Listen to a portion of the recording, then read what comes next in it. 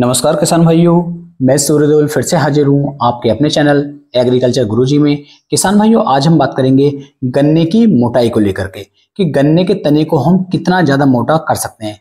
ये बात आप सब अच्छी तरीके से जानते हैं, गन्ना जितना ज़्यादा मोटा होगा, तना जितना ज़्यादा मोटा होगा, आने वाले समय में पैदावार भी हमें उतनी ही ज़्यादा देखने को मिलेगी। जो आप हमारा पौधा गन्ना देख पा रहे हैं, इसकी जो बुआई है किसान भाइयों, वो 13 अप्रैल 2025 को की गई थी और काफी अच्छी तरीके से किसान भाई ये जो हमारा गन्ना है ग्रोथ करके चल रहा है। काफी अच्छी जो टिल्डिंग है वो इस गन्ने ने किसान भाइयों निकाल करके दी है। ये रेतीला खेत है, ऐसा नहीं है कि मोटी मिट्टी है। मोटी मिट्टी में गन्ना और भी ज्यादा अच्छा हो सकता था, लेकिन रेतीली मिट्टी के अंदर ज्यादा अच्छी जो ताकत है वो गन्ना नहीं लगा पा रहा, खेत नहीं दे पा रहा है गन्ने को। लेकिन फिर भी कोशिश पूरी है कि ये अच्छी पैदावार हमें निकाल करके दे सके। टिल्डिंग आप देख पा रहे होंगे, टिल्डिंग बहुत ही जबरदस्त है और गन्ना हमने ट्रेंच विधि से किसान भाइयों ये बोया था। आज की जो वीडियो है ये मैं फेस के द्वारा नहीं बना पा रहा हूँ, डायरेक्ट ही बना रहा हूँ खेत कि आपको सिर्फ खेत दिखा सकूं और इसमें जानकारी दे सकूं गन्ने की जो मोटाई है वो हम किस तरीके से बढ़ा सकते हैं। किसान भाइयों, जून का महीना चल रहा है, बिल्कुल लास्ट आ गया है और बरसात भी आज काफी अच्छी तरीके से पड़ रही है। तो इस समय पर जो हमें अपने गन्ने की फसल के अंदर कौन कौन से खाद डालने हैं जिससे जो हमारा गन्ना है अच्छी तरीके से तने को मोटा कर सके, अच्छी तरीके से गन्ने का जो वजन है वो हमें देखने को मिल सके। इससे पहले वीडियो मैंने आपको कैल्शियम नाइट्रेट के बारे में बताया था। कैल्शियम नाइट्रेट जो है एक महंगा खाद है और हर तरह के किसान भाई, सभी किसान भाई जो है कैल्शियम नाइट्रेट को अपने खेत के अंदर नहीं डाल पाते हैं। तो अगर कैल्शियम नाइट्रेट आप नहीं डाल पा रहे हैं तो उसकी जगह आप क्या डाल सकते हैं जिससे कि गन्ने के अंदर वजन उतना ही निकले और भी अच्छी पैदावार हमें देखने को मिल सके।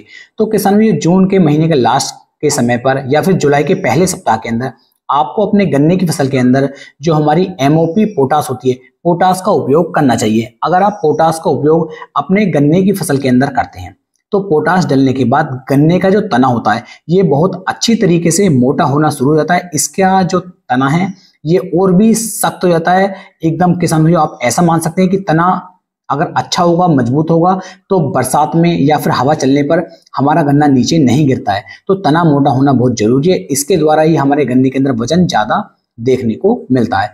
इसके अलावा किसान भाइयों, यदि आप पोटास का उपयोग करेंगे तो गन्ने के अंदर वजन तो बढ़ता ही बढ़ता है, साथ ही साथ अगर बहुत ज्यादा गर्मी पड़ रही है तो हमारी फसल को पोटास जो है गर्मी से बचाती है।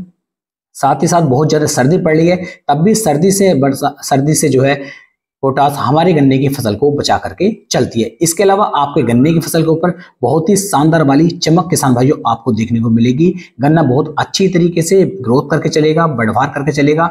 गन्ने की जो पत्तियां होंगी ये बहुत ही ज्यादा चौड़ी हो जाएंगी और गन्ना आपका शाइनिंग बहुत ही अच्छी वाली आपको दिखा करके चलेगा। तो ये फायदे आपको पोटास के देखने को मिल जाते हैं। इसके अलावा सुक्रोज की जो मात्रा है, सुक्रोज की मात्रा गन्ने के अंदर बढ़ जाती है जिससे गन्ने के अंदर वजन आपको ज्यादा देखने को मिलेगा नॉर्मली खेत के मुकाबले। जिस खेत के अंदर पोटास नहीं डलती है उस खेत का गन्ना आप ले लीजिए और जिस खेत के अंदर आपने पोटास डाली है उस खेत का आप गन्ना लीजिए, दोनों में काफी अंतर किसान भाइयों आपको देखने को मिल जाएगा।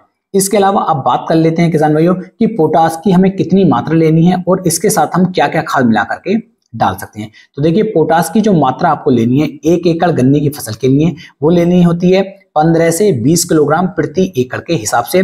एमओपी पोटास की बात चल रही है जो 60% में आपको देखने को मिलती है। अगर आप कोई और पोटास ले रहे हैं तो उसकी जो मात्रा है वो ऊपर नीचे हो सकती है। तो एमओपी पोटास 60% की मात्रा 15 से लेके 20 किलोग्राम प्रति एकड़ के हिसाब से किसान भाइयों आपको लेनी है। इसके साथ साथ आप इसके अंदर यूरिया का उपयोग कर सकते हैं। अब यूरिया की अगर मैं बात करूं तो यहाँ पर यूरिया की मात्रा आप 45 किलोग्राम प्रति एकड़ के हिसाब से ले सकते हैं। कोई भी नुकसान नहीं करेगी क्योंकि इस समय पर बरसात पड़ रही है और बरसात के मौसम में यदि हम यूरिया डालते हैं तो इससे हमारा गन्ना और भी अच्छी तरीके से ग्रोथ करता है, बढ़वार करता है और वजन हमारे गन्ने के अंदर काफी ज्यादा बढ़ करके मिलता है। साथ में आप इसके अंदर सागरिका का उपयोग भी कर सकते हैं। सागरिका वैसे इस समय पर लोकल काफी मिल रही है, अगर आपको ओरिजिनल मिल जाती है या आप इफ्को के ओरिजिनल स्टोर से लाते हैं तो आप इसकी मात्रा 10 किलोग्राम प्रति एकड़ के हिसाब से डाल सकते हैं। और यदि आपको सागरिका नहीं मिलती है तो आप क्रिप्को कंपनी की जो शिवारिक आ रही है उसे ले सकते हैं, या फिर किसान भाइयों धनजाइम गोल्ड ले सकते हैं, या फिर किसान भाइयों आप बायोविटा भी ले सकते हैं। इन चारों में से किसी भी एक का ही आपको चयन करना है और उसकी मात्रा 8 से 10 किलोग्राम प्रति एकड़ के हिसाब से आप लेंगे और इन तीनों को अच्छी तरीके से आपको मिलाना है। कम से कम जब इसे मिलाएंगे 3 बार इन्हें आपको मिलाना है ताकि ये अच्छी तरीके से आपस में मिल जाए। और इसके अंदर 1 गिलास पानी आप जरूर डाल लें, जिससे पानी डालने से ये सारे खाद जो आपस में चिपक जाते हैं, आपस में अच्छी तरीके से मिल जाते हैं। उसके बाद किसान भाइयों आप अपने खेत के अंदर इसका छिड़काव करवा दीजिए। बहुत अच्छी तरीके से इसका बिखराव करवाने के बाद आपको अपने खेत के अंदर नमी लगातार बना करके रखनी है। खेत के अंदर पानी चलाएं।